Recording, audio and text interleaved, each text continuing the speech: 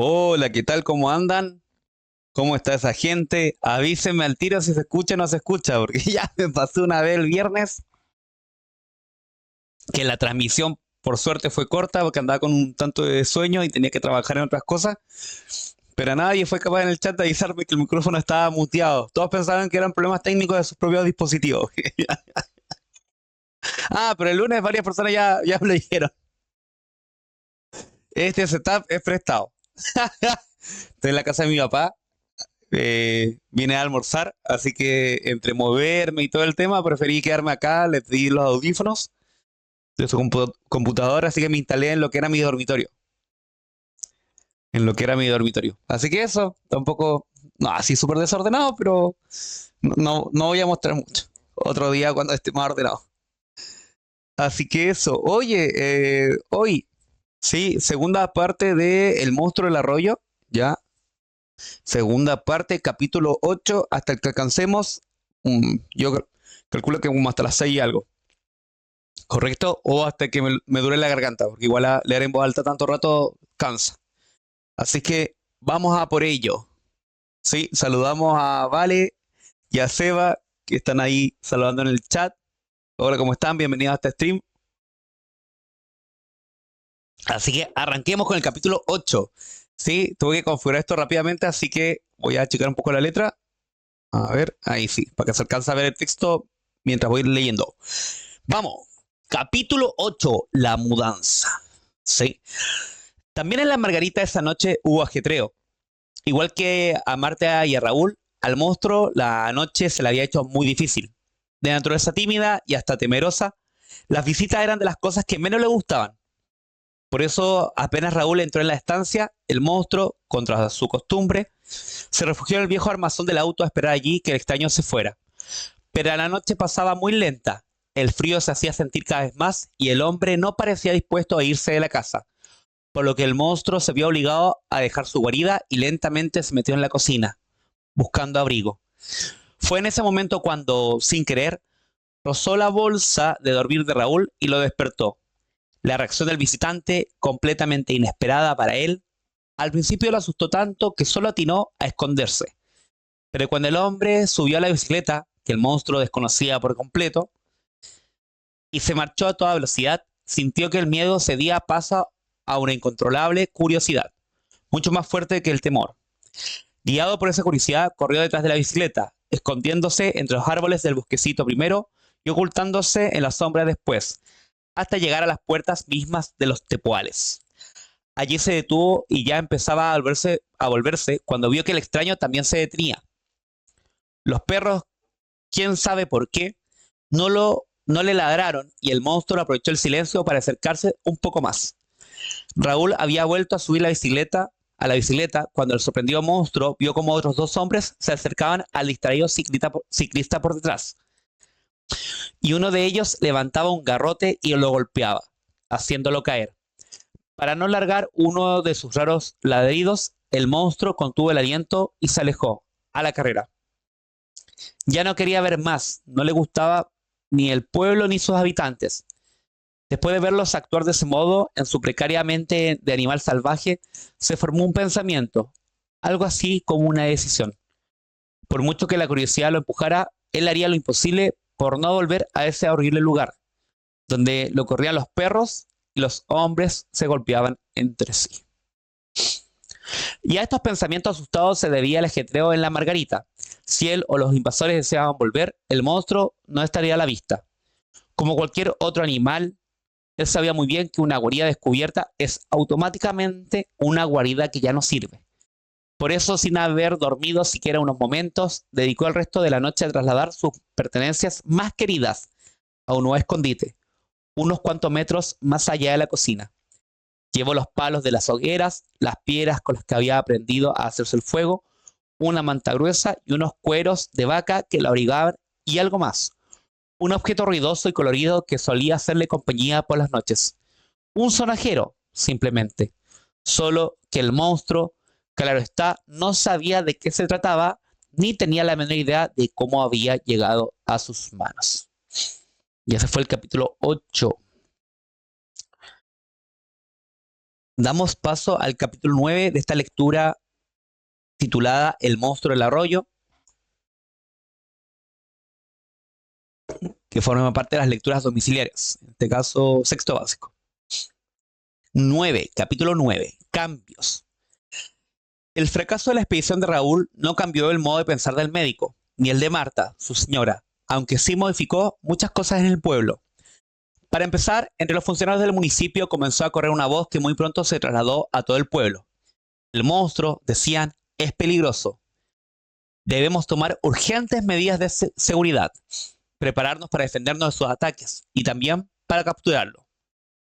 Todos los tepoales estaban estremecida con estos rumores. Se opinaba a favor y en contra, pero nadie se mantenía indiferente.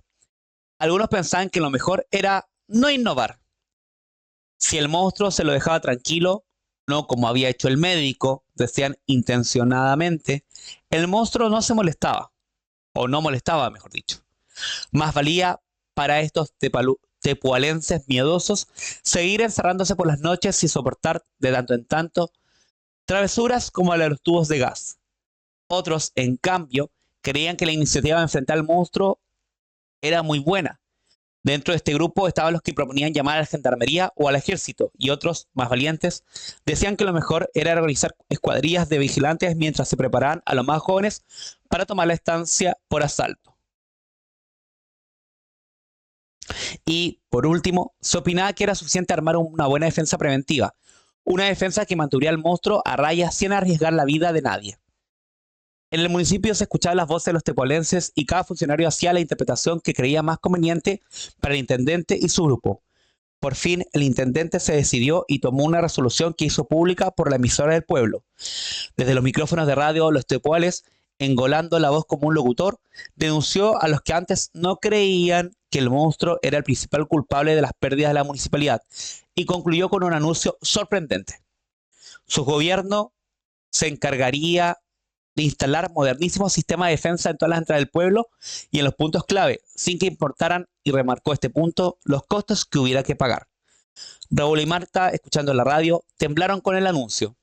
Si no importaban los costos, era seguramente porque una parte importante iría a parar a los bolsillos del intendente y sus colaboradores. Lo cierto es que más allá de la sospecha de algunos, la obra contó con el apoyo de casi todo el pueblo. Unas extrañas y enormes máquinas que decían Made in Tuam, que probablemente es Taiwán, en realidad. Acá cuando hay un tema de transcripción, habría varios ejemplos así, varias palabras que en realidad es por el escaneo, debe tener algún sistema de reconocimiento de texto, entonces alguna debe estar medio difuminado y por eso reconoce y cambia la letra, pero es Made in Taiwán. Nadie sabía qué era ni dónde estaba Taiwán. Fueron instaladas en las entradas de los topoles, en la plaza principal y a la cercanía de la cancha de defensores de los topoles, el club más grande del pueblo. El secretario de Obras habló entonces desde la única tribuna de la cancha. Su discurso, lleno de términos técnicos, fue muy aplaudido, aunque nadie entendió gran cosa. Lo único que quedaba más o menos claro era que las costosísimas máquinas eran una especie de tramperas gigantes accionadas electrónicamente. Mientras todo este movimiento se realizaba, Pedro y Marilí también vieron sus vidas modificadas. Marilí, que antes no sabía si creer en los cuentos de la gente o en las científicas razones de sus padres, ahora estaba casi convencida de que el monstruo verdaderamente existía, y Pedro, que nunca había dudado de su existencia, se había llevado tal impresión con la cabeza al estimar a Raúl que ya no se prometía visitar a la Margarita. Ahora ni siquiera corría a las cortinas de su casa cuando llegaba la noche. Pero el más grande de todos los cambios era, sin duda, el de Marta. La madre de Marilí estaba tan indignada con la reacción del intendente y sus colaboradores que pasó el temor por lo sucedido a Raúl a una irrevocable decisión. Ella ya no sabía si en realidad había un monstruo en el arroyo, pero no descansaría hasta comprobarlo personalmente. Y como estaba convencida de que Raúl se había equivocado al contarle a todo el pueblo sus planes, ella haría todo lo contrario. Nadie, ni siquiera su familia, sabría de su plan hasta después de que lo hubiera cumplido. Y así termina el capítulo 9. Pasamos al capítulo 10. La salida de Marta. La oportunidad le llegó a Marta un jueves a la noche. Después de mucho insistir, Marilí había conseguido que sus padres le dieran permiso para quedarse en la casa de Pedro y a Raúl lo habían venido a buscar desde un campo vecino, por un peón accidentado. Marta sintió que era el momento. La casualidad o la suerte le habían puesto por delante el camino del arroyo y ella estaba decidida a tomarlo. Antes de salir, le escribió a Raúl una nota explicándole que a ella también la requerían por un enfermo. Y aunque no le gustaba mentir, pensó que era mejor no preocupar a su marido. Ven, ahí hay otra palabra cambiada. Luego salió llevándose tan solo una linterna y una gruesa chaqueta de cuero. Con eso debía bastarle. En la entrada del pueblo se detuvo a observar una de las máquinas que el intendente había comprado para atrapar al monstruo. Le dio risa y bronca a la vez, o sea, enojo, que los topolenses aceptaran semejante estafa. La máquina era un armatoste inservible cuya única utilidad era la de permitir que los gobernantes del pueblo se llevaran un poco más de dinero fácil. Pensando en la estafa, no pudo resistirse a la tentación y agachándose a unos pasos de la máquina recogió una piedra y se la lanzó con todas sus fuerzas. Con tanta puntería que la piedra entró limpiamente por una especie de ventana que tenía el armatoste, y luego de rebotar varias veces en su interior, puso el artefacto en funcionamiento. Esto era lo último que Marta hubiera deseado. Un segundo, voy a prender una luz.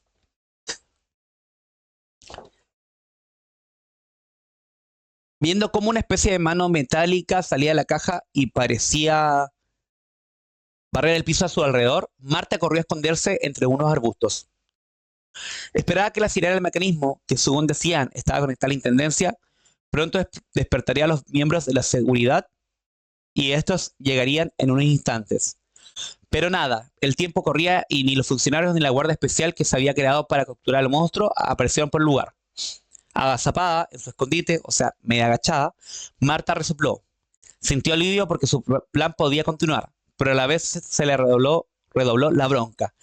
Acababa de comprobar una nueva estafa al intendente. Todavía resoplando, salió al escondite y empezó a caminar. En ese momento percibió el aullido. La máquina ya se había parado y no emitía ruido alguno, y lo que Marta había escuchado no podía provenir de un perro. Con cautela encendió la linterna y avanzó paso a paso hacia el lugar de donde le parecía que había llegado el largo y desafinado ladrido. Buscó con el haz de luz y entonces vio surgir detrás de una piedra una figura torpe que se bamboleaba entre las sombras. Parecía un oso, un gran oso peludo. Marta quiso gritar, pero el susto le había quitado la voz. El monstruo caminó unos pasos hacia ella y cuando al fin la pudo ver con claridad, retrocedió. Parecía tan asustado como la misma Marta. En un instante se metió de nuevo en la oscuridad y se perdió de vista. Lentamente la mamá de Marilí reaccionó. Apagó la linterna y volvió caminando hasta su casa. Iba pensando en el camino lo que después se repetiría en la cocina. Mientras se calentaba un té. El monstruo existe, pero no puede ser malo, al menos no con semejante cara de asustado. Y así termina el capítulo 9. Pasamos entonces al 10. Revelaciones. La noche de su encuentro con el monstruo fue muy larga para Marta. Sabía que no podría dormirse y ni siquiera hizo el intento de meterse en la cama. Calentándose el estómago con té y masticando de puro nerviosa unas galletas duras, la joven doctora esperó a su esposo. Raúl llegó cuando ya amanecía. Traía cara de haber dormido poco y mal, y se encontró con la sorpresa de ver a Marta esperándolo en el comedor, completamente vestida y como si estuviera a punto de salir. ¿Qué pasa, Marta?, preguntó asustado. Siéntate, Raúl, le contestó su mujer, tomándolo de la mano y llevándolo hasta el sillón de la sala. Tengo que decirte algo. Raúl se asustó aún más. ¿Pasó algo con Marilí? No, nada de eso. Quédate tranquilo. Lo que pasó es que esta noche salí y vi al monstruo. ¿Qué? ¿Que vi al monstruo? Raúl sonrió. Vamos, no me cargues. O sea, como no me molestes. No me bromees. Te hablo en serio, confirmó Marta. Raúl la miró a los ojos. Conocía bien a su esposa y se dio cuenta de que hablaba muy en serio. Pero él no creía en el monstruo. Escúchame, Martita, le dijo abrazándola. Te habrá parecido, ¿sabes? Ella no lo dejó terminar, se zafó del abrazo y se levantó, enojada. Te digo que lo vi, le repitió. Y si no me vas a creer, no te cuento nada. Raúl también se levantó, volvió a abrazar a su mujer y la tranquilizó. Está bien, perdón. Siéntate y cuéntame. Dale. Marta le contó toda la historia, sin olvidar ningún detalle. Su salida de la casa, la nota que le dejó escrita, el piedrazo a la máquina y, por supuesto, todo lo que sintió al ver al monstruo. Hizo una descripción lo más precisa que pudo, aclarándole a su marido que estaba oscuro y no podía ser demasiado exacta. De lo que estoy segura, le dijo sirviéndose el enésimo té, es que no es ni de cerca como contaron Adolfo y José. Para nada. Yo no le vi garras ni colmillos. Es peludo, eso sí, y muy grande. Tiene unos ojos enormes y tenía cara de asustado. Raúl escuchaba en silencio, cada vez más sorprendido. De pronto se le ocurrió una idea. ¿No sería un oso, Mar? Marta volvió a enojarse. Raúl se dio cuenta y se disculpó. Sí, supongo que sabes muy bien cómo es un oso, pero ¿qué quieres? Es muy difícil aceptar que estamos prácticamente conviviendo con un monstruo. Hasta ahora lo más parecido a un monstruo que vi en los tepoles es el intendente. Marta se rió, se abrazaron. En ese momento entró Marilí, que insólitamente ese día había madrugado. Buen día, sonrió la niña viendo a sus padres abrazados. Los tres se sentaron en el sillón. Raúl miró a Marta por sobre la cabeza de Marilí y le hizo una seña con las cejas, como diciéndole, ojo, por ahora no le digamos nada. Marta aceptó también con un gesto. Sin embargo, Marilí ya había notado que algo raro pasaba. Tenía, como tienen todos los chicos, una especial intuición para saber lo que los padres no quieren que sepan. Los miró a los dos y siguiendo esa intuición de niña, hizo como que no se había dado cuenta de nada y se fue a su cuarto. Marta se despidió de su esposo, que tenía que ir al dispensario, y le pidió que la cubriera por un rato. Pensaba acostarse un par de horas para después ir a trabajar más descansada.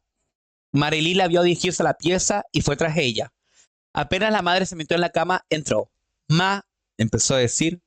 ¿Qué? Y respondió imitándola. ¿Qué pasó anoche? Anoche, disimuló Marta. Nada, Marilí. Ah, sí, vinieron a buscar a tu padre para atender a un accidentado. ¿Nada más? Insistió Marilí, clavando los ojos en los de su madre. Marta se rió. No podía, ni quería, mentirle a su hija. Sí, algo más pasó, pero no se lo cuentes a nadie, ¿sí? Marilí corrió a sentarse en la cama y escuchó el relato. Cuando Marta terminó, Marilí la abrazó con fuerza y le dio un gran beso. Eres re valiente, mami. Marta sonrió, contenta. Ahora duérmete, ma. Yo voy a hacer unos deberes, dijo la nena y volvió a su cuarto. Se sentó en el escritorio, abrió las carpetas, tomó un lápiz y empezó a hacer garabatos. No podía concentrarse. Ahora era ella la que tenía una idea. Necesitaba un ayudante. Era indispensable que hablara con Pedro. Sí, se dijo resuelta. Ahora mismo tengo que hablar con Pedro. Y así termina el capítulo 11. Hola Benja, bienvenido, ¿cómo andas?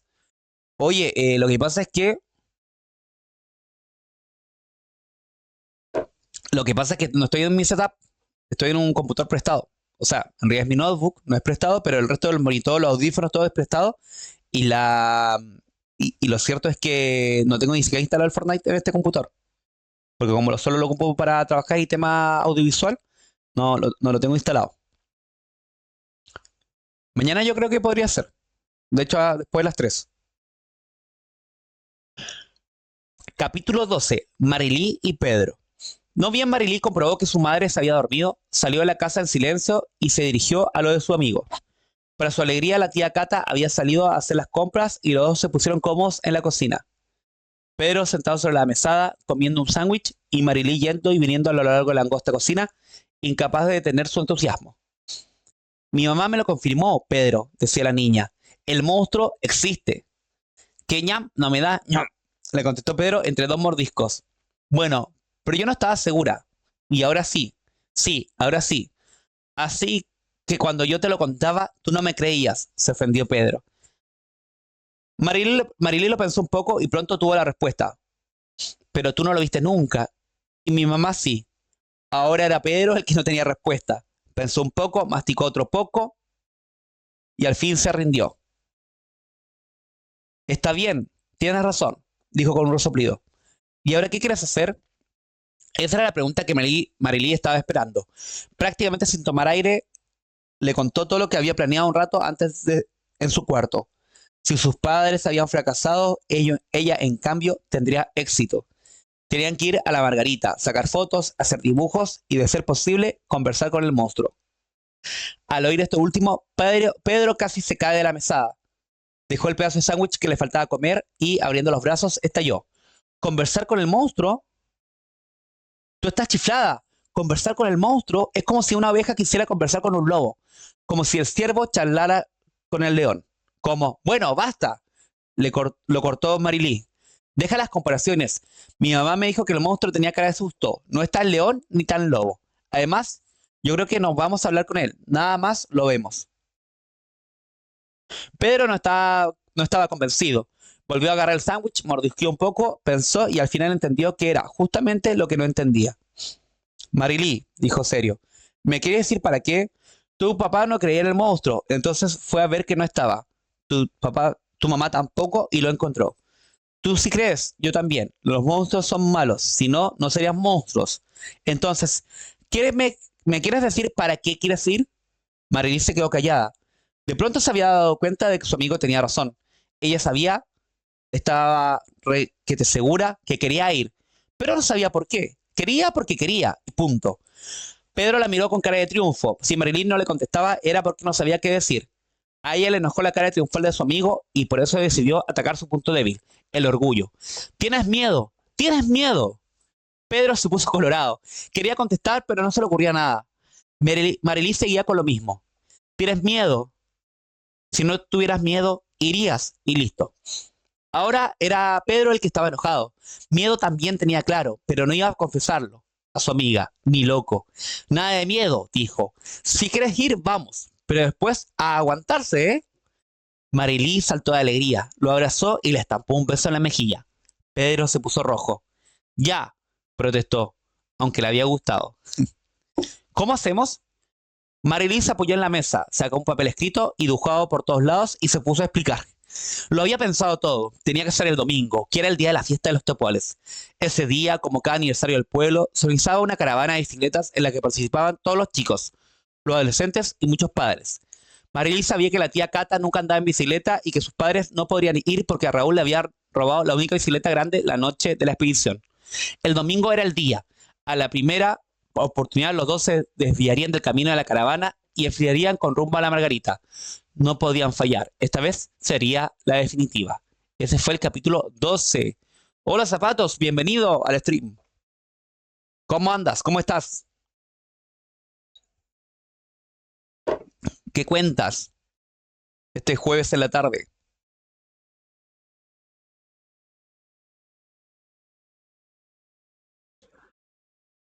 Capítulo 13. La caravana de bicicletas. Ahí te leo, Zapatos. La mañana del domingo amaneció espléndida. Pocos minutos después de las 9, una gran cantidad de chicos y no tan chicos con sus bicicletas llenaron la plaza engalanada de banderas y globos. El intendente empezó un largo discurso para inaugurar la nueva caravana, pero al ver que entre el bullicio de los chicos y el ir y venir de los organizadores nadie le hacía caso, resolvió dejar el discurso por la mitad y cortar la cinta de largada para que la marcha comenzara. Como todos los años, la recorrida consistía en dar una vuelta completa al pueblo, luego salir por la ruta hasta un campo vecino, allí hacer un alto para almorzar y regresar a la plaza, donde se sorteaba una bicicleta entre todos los participantes. Adelante iban los organizadores, entre los chicos, los encargados de la seguridad, y al costado de la caravana, avanzando a paso de hombre, marchaba el camioncito preparado para cargar las bicicletas rotas o pinchadas, y a los ciclistas que se quedaban a pie. Pedro y Marilí se ubicaron casi al final. Ella no podía contener la emoción. Él, en cambio, se debatía entre el temor al monstruo y el entusiasmo por la aventura. Al llegar a una esquina se produjo un amontonamiento. Alguien se había caído, provocando un pequeño choque. Marilyn hizo una seña a Pedro y ambos, aprovechando la confusión, abandonaron la caravana, escondiéndose entre unos arbustos. ¿Y ahora? Preguntó Pedro. Dejemos que la caravana se vaya y salimos por el camino de tierra hasta la Margarita.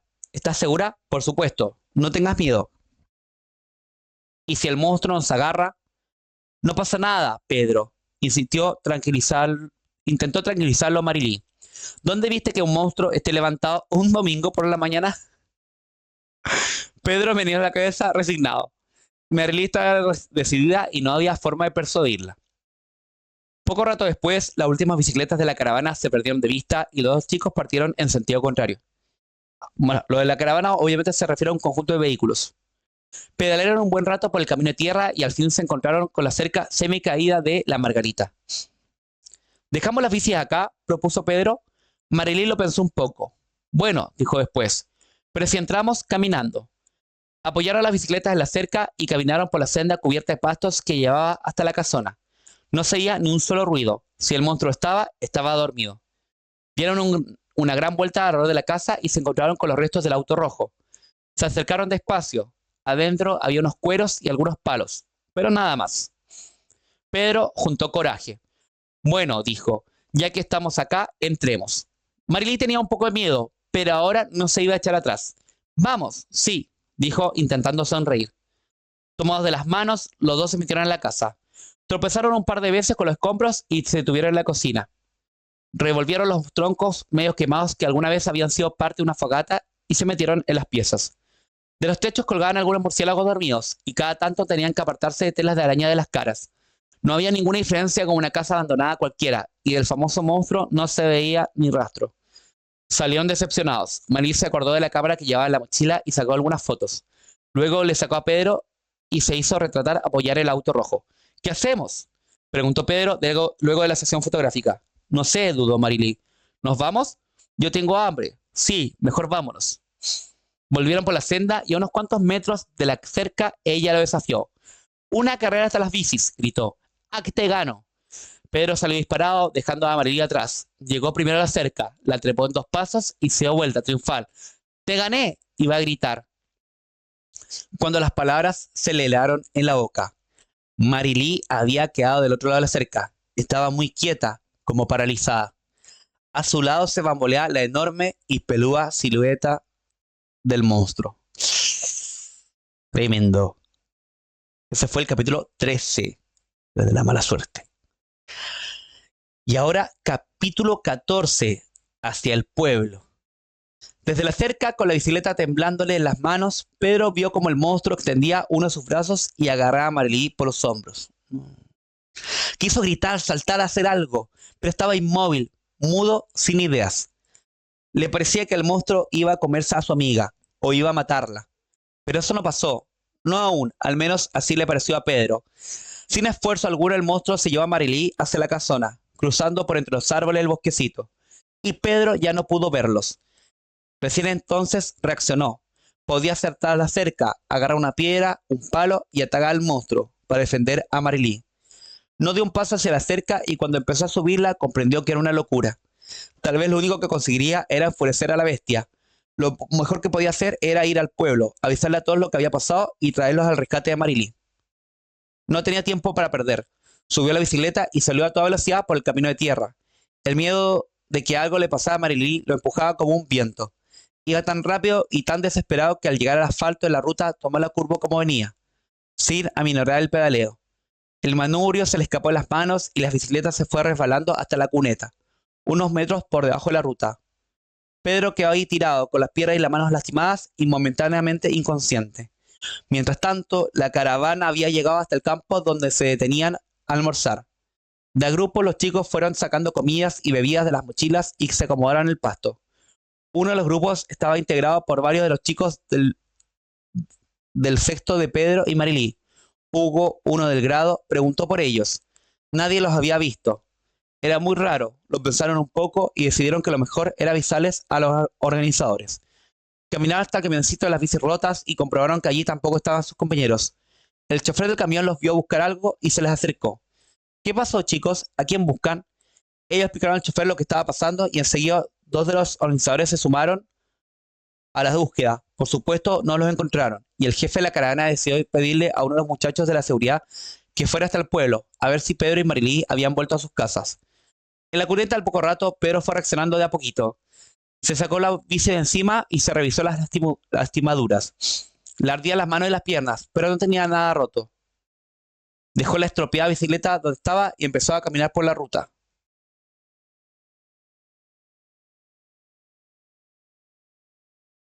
Medio rengueando rumbo al pueblo. Cuando ya llegaba a la entrada, oyó que lo llamaban. Era el muchacho de la caravana, que venía pedaleando por la misma ruta. ¿Qué pasó?, preguntó bajándose de un salto. Pedro le contó todo lo que pudo, haciendo fuerza para no largarse a llorar. El muchacho lo subió al caño de su bicicleta y así entraron a los tepuales. Iban a la casa de Marilí. Los padres de la niña revisarían a Pedro y seguramente organizarían el rescate. Oh, son un poco más cortos estos capítulos. Ese fue el capítulo 14. Seguimos con el 15.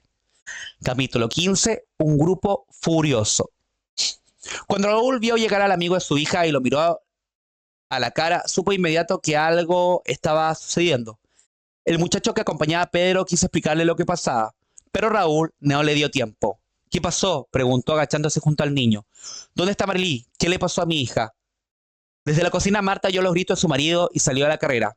Ella también se sumó al interrogatorio. Al fin Pedro pudo explicarles. Raúl no lo podía creer. Pero, ¿cómo? ¿Cómo hacen eso?, estalló. ¿Y ahora? Marta intentó tranquilizarlo. Estaba tan preocupada como su marido, claro, pero por alguna razón que no alcanzaba a entender del todo, no tenía miedo. Quizás recordaba la cara asustada de los monstruos y le parecía que no era peligroso, pero igualmente estaba preocupada. Tratemos de tranquilizarnos, dijo Marta. Hay que ir a buscarla, pero no solos. Vamos hasta la intendencia y juntemos a la gente. En el preciso momento en que llegaron al municipio, el intendente estaba levantando su copa para brindar una vez más por el aniversario de los tepuales. En la larga mesa dispuesta en el patio de la intendencia se encontraban todas las autoridades del pueblo, junto con los vecinos más destacados. Marta interrumpió el almuerzo. Señores, casi gritó con el último aliento de la carrera. Mi hija está en la Margarita. Pedro vio cómo el monstruo se la llevaba. Tienen que ayudarnos. El intendente y los demás comensales se quedaron helados. Un silencio total ganó la mesa, hasta que al fin uno de los vecinos reaccionó. ¡Vamos!, gritó, decidido. ¡Vamos ya! El grito sacó a todos de la inmovilidad. De inmediato separaron los hombres y mujeres que compartían el almuerzo y se pusieron en camino. Eran un ir y venir desordenado y ruidoso. El intendente llamó al comisario y le ordenó traer los dos patrulleros del pueblo y la camioneta de los bomberos. Uno de los secretarios mandó a un cadete a gritar la novedad por las calles y en pocos minutos los tepuales estuvo enterada. Al llegar a salir al pueblo, el grupo de rescate era una pequeña multitud de más de 100 personas, algunas muy alteradas, armadas con palas y picos y dispuestas a todo para recuperar a la niña. Raúl y Marta, comprendiendo que la violencia podía resultar peligrosa para su hija, intentaron calmarlos. Por favor, pedía Raúl a los gritos. Pedía, por favor, no se precipiten, vayamos rápido, pero no perdamos la calma. Dejen que el comisario organice el rescate, gritaba Marta, que el monstruo no se enoje ni se asuste. Pero prácticamente nadie los escuchaba. Parecía que tantos años de temor y encierro al fin habían explotado en los tranquilos tepolenses, que de pronto ya no estaban dispuestos a soportar los ataques del monstruo. Pensaban rescatar a Marilí como fuera y derrotar al monstruo, de la única forma total y definitiva, matándolo. Capítulo 6 y último de esta tanda. Marilí y el monstruo. Al principio, cuando el monstruo se acercó a Marilí, ella ni lo había visto ni lo había oído. Tan concentrada estaba en ganarle la carrera a Pedro. Pero de pronto sintió la enorme presencia a su lado y se detuvo, fascinada. El monstruo era enorme, parecía un oso flaco y peludo, y tenía un fuerte olor a cuero viejo. Marilí se quedó quieta, mirándolo, mientras Pedro trepaba a la cerca y pasaba del otro lado. Aquel ser se acercó como se acercan los animales curiosos, olfateando el aire alrededor de la niña y como sorprendido de que ella no se moviera ni hiciera ningún ruido o gesto. Estiró una de sus manazas con mucho cuidado y la apoyó en un hombro de Marilí.